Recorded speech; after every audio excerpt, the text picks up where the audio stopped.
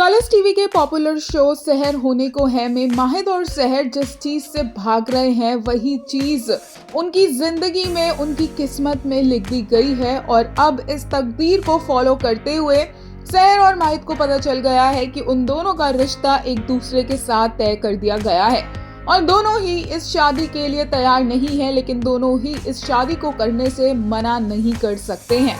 अब ये कैसी किस्मत इन दोनों की जुड़ी है वो तो एपिसोड्स में पता चलेगा, बट आने वाले सीन्स में माहिद का कुछ इस तरह का हाल हो जाने वाला है।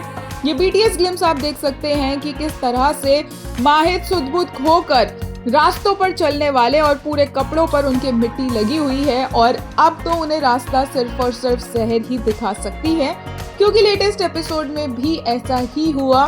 जब माहिद कंफ्यूज्ड था, अपने इमोशंस को हैंडल नहीं कर पा रहा था, तो महर ने आके वहां पर इस बात की कि माहिद को सुकून की जरूरत है और माहिद भी 2 मिनट के लिए अपना गुस्सा भूल के शॉक्ड रह गया कि किसी एक स्ट्रेंजर को ऐसे कैसे पता हो सकता है कि उसे क्या चाहिए और वो क्या ढूंढ रहा है।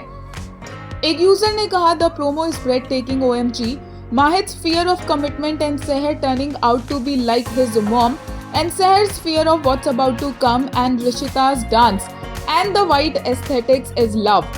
एक यूजर ने कहा, I will never get tired of saying how the OST wraps their scenes in pure softness and the yellow on them just completes the whole vibe.